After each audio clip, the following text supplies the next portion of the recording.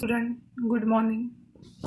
Yesterday we discussed about a liquidation of companies. Okay. Today I will explain you examples.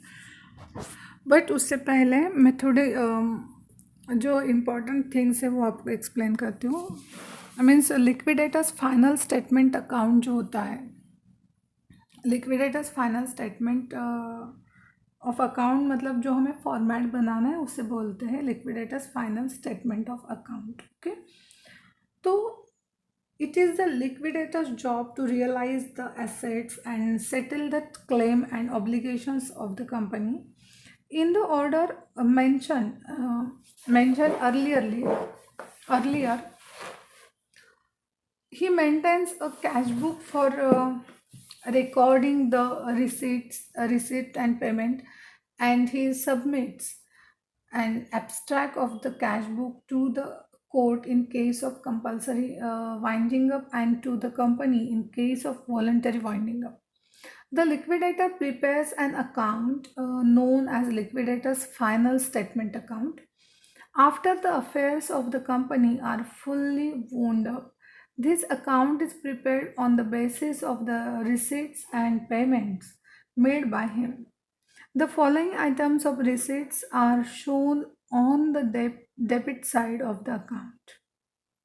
Means amount realized on sale of assets and any surplus from secured creditors. Amount received from directors and other officers of the company. Okay. And one more thing is amount received from the contributor. Okay. और liquidator statement जब बनाते हैं तो उसका जो order of payment होता है, मतलब हमें कैसे फॉर्मेट बनाना है, उसमें क्या होता है कि फर्स्ट ऑफ ऑल हम लीगल चार्जेस मेंशन करते हैं, उसके बाद liquidators remuneration, then cost of winding up, उसके बाद payments made to preferential creditors and then payments made to debenture holders having a floating charge on the assets of the company. उसके बाद unsecured creditors का payment होता है, preference share holders का, and last में equity share holders का payment होता है. ओके. तो जो फॉर्मेट होता है वो हम जब एक्चुअल में प्रॉब्लम स्टार्ट करेंगे उस टाइम आपको पता चलेगा, और मैं फॉर्मेट के फ़ोटो भी अपलोड करती हूँ ताकि आपको वो आसानी से समझ में आए. ओके. अब जब हम पेमेंट करते हैं वो मैंने आपको उसका सीक्वेंस बताया. ठीक है. उसके बाद और ज़्यादा थेरी पार्ट आपको ज़रूरत नहीं. इनकेस अगर आपको कुछ समझ में नहीं आ रहा है तो आप पूछ सकते हो, लेकिन हम डायरेक्टली एग्जांपल स्टार्ट करते हैं. ओके. स्क्रीन पे देखो. The bad luck limited Bikaner went to voluntary liquidation as on 31st March 2020. The balance sheet as on that date is as follows. Okay. Share capital है 15,000 जो है वो preference share of ₹10 each fully paid up है, and 20,000 जो है equity shares of ₹10 each 7 paid up. Okay. और amount है preference shares की 1,50,000 एंड इक्विटी शेयर्स की है 1,40,000. Okay. Then secured loan from bank 38,000 bracket में नोट दी है against pledge of stock of raw material, मतलब मॉर्गेज रखा है वो. प्रेफरेंशियल क्रेडिटर्स है 1,200 एंड अनसिक्योर्ड क्रेडिटर्स है 1,01,800. Okay.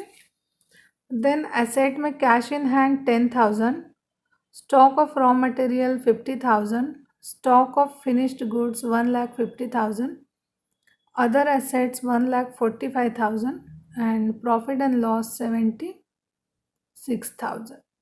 Total of balance sheet जो है, बैलेंस शीट की टोटल वो है 4,31,000. Okay. The assets realised are as follows. First, stock of raw material realised by bank 30,000, stock of finished goods rupees 80,000, and other assets rupees 20,000. The liquidator is entitled to fixed remuneration to 1,000 plus 3% of the asset realized by him only. The expenses of liquidation amounted to rupees 11,000, and the preference share are preferential as regards capital payment. Show the liquidator's final statement account. Okay. अब इसमें देखो, आपको problem पहले मैं समझाती हूँ। ये जो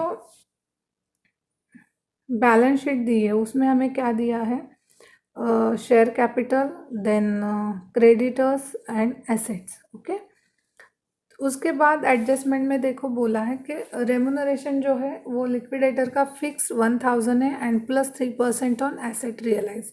इसका मतलब क्या है, जो हमारा लिक्विडेटर होता है उसे हम पेमेंट कैसे करते हैं, एक तो लमसम अमाउंट दे देते हैं, या फिर उसने जितने एसेट रियलाइज़ की है, रियलाइज़ करना मतलब उसकी एसेट की वैल्यू निकाल के वो सेल कर देना। जितनी एसेट रियलाइज़ की है उसके ऊपर परसेंटेज रहते हैं। ओके, तो यहाँ पे हमें 1,000 जो है वो लमसम देने हैं और 3% जो है वो हम एसेट रियलाइज़ करने के बाद उसको दे देंगे। ओके, देन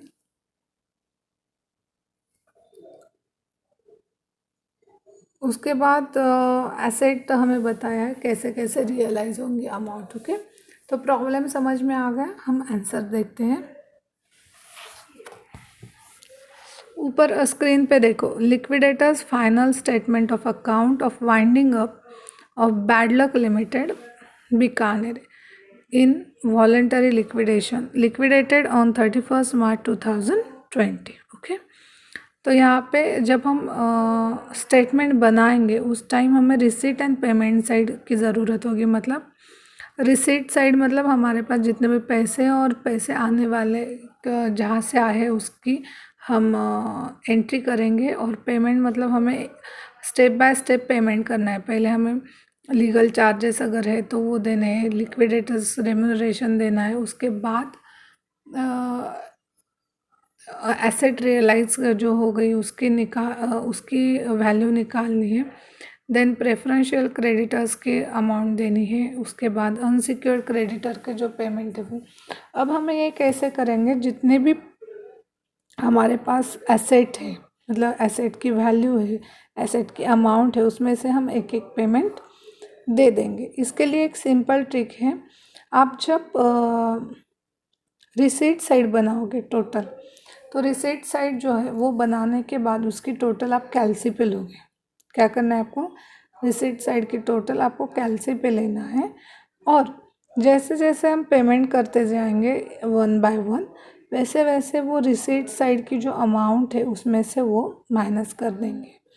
तो हमें पता चलेगा कि लास्ट में हमारे पास कितनी अमाउंट रिमेनिंग है, और उससे हम पहले क्या कर सकते हैं, शेयर होल्डर को पैसे दे सकते हैं या इक्विटी होल्डर को भी मिल सकते हैं। तो पहले तो प्रेफरेंशियल क्रेडिटर को ही देना है, और उसके बाद प्रेफरेंस शेयर होल्डर को देना है, और उसके बाद अगर बचता है तो इक्विटी शेयर होल्डर को देना है। ओके, तो पहले हम रिसीट साइड देखते हैं।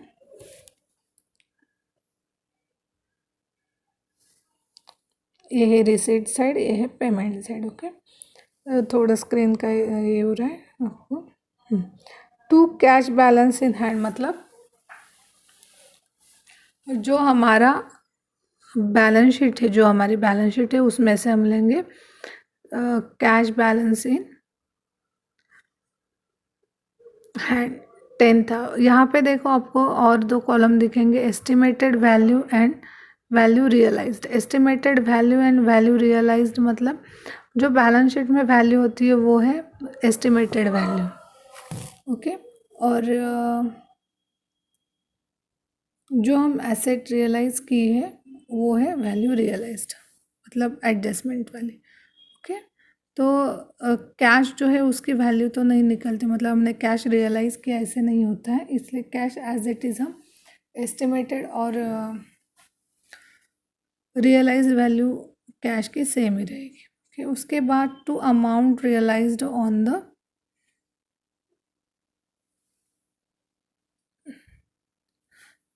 N amount realised on sale of asset. फिर से लिसन करो। फर्स्ट पॉइंट हो गया टू कैश बैलेंस, मतलब एज इट इज़ हम लिखेंगे वो। उसके बाद to amount realised on sale of assets, मतलब जितनी भी एसेट्स हमने रियलाइज़ की उसकी मेन जो प्राइस है वो, और उसके बाद जो रियलाइज़ की प्राइस होगी वो हम लेंगे। तो हमारे पास finished goods and other assets, इससे दो एसेट थे जिसे हमने रियलाइज़ किया। तो एस्टिमेटेड वैल्यू में फिनिश्ड गुड्स की वैल्यू थी 1,50,000 एंड रियलाइज्ड वैल्यू हो गई 80,000, एंड अदर एसेट में 1,45,000 एंड वैल्यू रियलाइज में हो गई 20,000। ओके, मतलब यहाँ पे देखो ये जो है,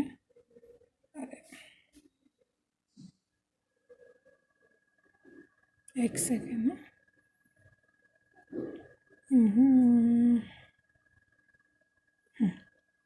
ये देखो 80,000 एंड 20,000 क्या हो गया हमारा, वो एसेट रियलाइज्ड की अमाउंट मिल गई। उसके बाद टू कॉल फ्रॉम कंट्रीब्यूटर्स, मतलब जो एडजस्टमेंट थी वो हमें करनी है। ओके, तो मैं आपको बताती हूँ कैसे करना है वो।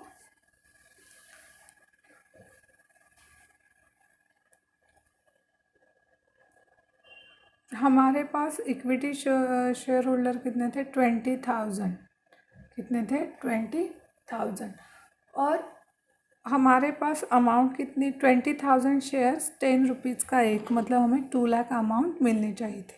कितनी मिलनी चाहिए थी, 2 लाख। फिर से बताती हूँ मैं, ये देखो यहाँ पे आपको collection on 20,000 equity shares at ₹3 पर दिख रहा है, लेकिन आप मैं स्क्रीन इसको प्रॉब्लम में दिखाती हूँ आपको।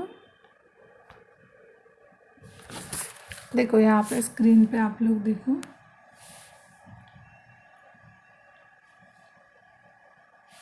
ये देखो ये हमारा इक्विटी शेयर है 1,40,000। इक्विटी शेयर हमारा 10 रुपीज़ का था और 7 पेड अप बोला है, मतलब 10 रुपये के इक्विटी शेयर था, पर शेयर 10 रुपीज़ का था,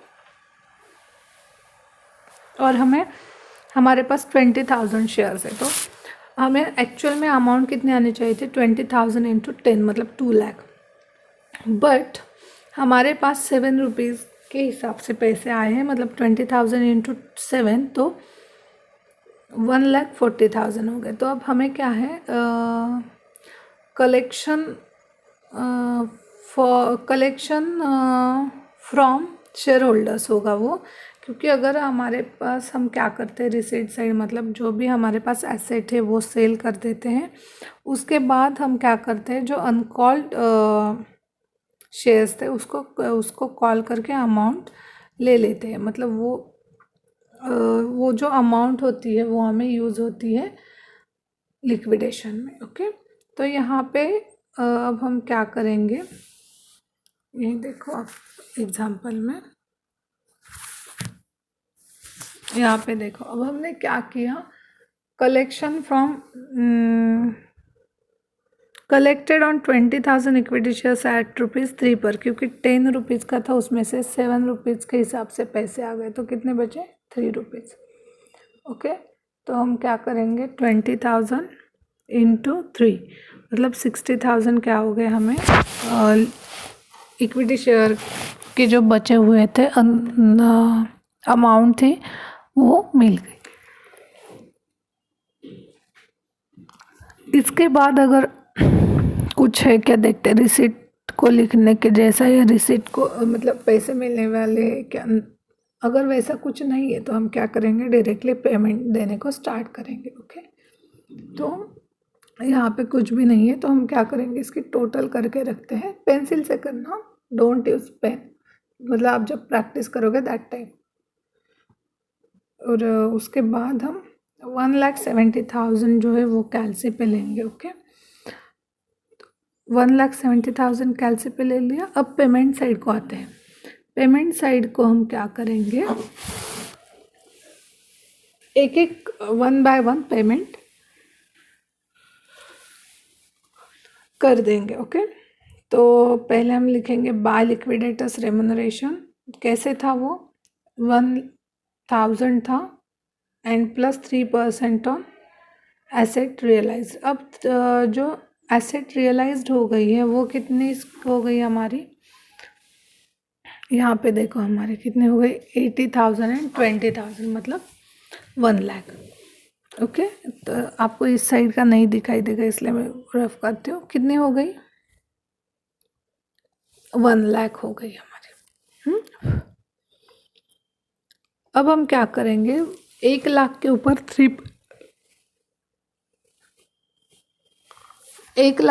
3% से हम ले लेंगे, मतलब 1,000 प्लस 3,000।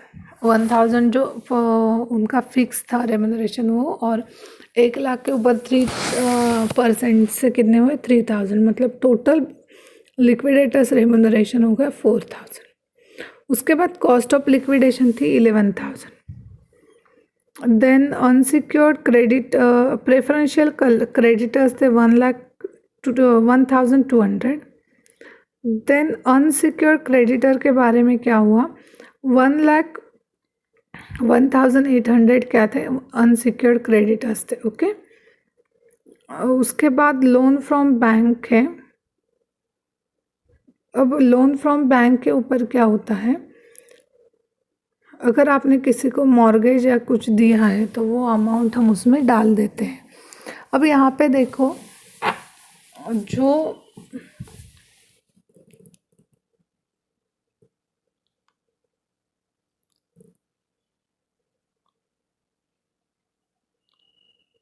जो हमारे पास रॉ मटेरियल था, ओके, मतलब बताया था रॉ मटेरियल की कॉस्ट थी 38,000,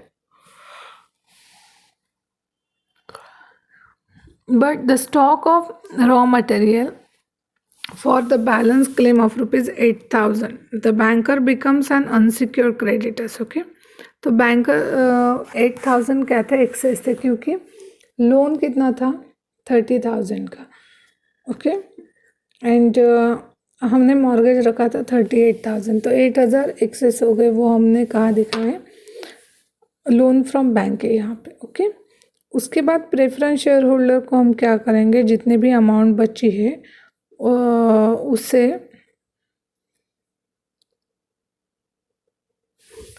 उसे हम क्या कर देंगे, डिवाइड कर देंगे। ओके, अगर आपको ये डिवाइड करना है वगैरह, अगर तकलीफ होती है उससे, तो आप पर उसको छोड़ देना, सिर्फ टैली करके रख दो। ओके,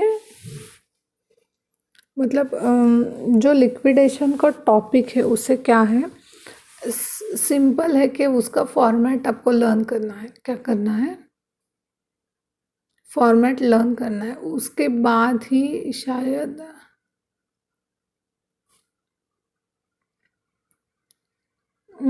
मतलब जो फॉर्मेट होता है उसमें ही उसके जो चार्जेस है, लीगल चार्ज हो या फिर लिक्विडेटर्स रेम्यूनरेशन हो या फिर कंपनी लॉ का कुछ है, तो हम क्या कर सकते हैं, लिक्विडेशन कर सकते हैं। लेकिन लिक्विडेशन के लिए एक तो वो वॉलेंटरी होना चाहिए या फिर कंपलसरी। अगर वैसे कुछ नहीं है तो हम लिक्विडेशन नहीं कर सकते। ओके, एंड आई थिंक आप लोगों को समझ में आ गया है। फिर भी अगर कुछ डाउट है तो आप लोग मुझे पूछ सकते हो। ओके, नेक्स्ट लेक्चर को हम क्या करेंगे, यही प्रॉब्लम रिपीट कर देंगे ताकि आपको अच्छे से पता चले कि how to solve exercise number 4। Okay, and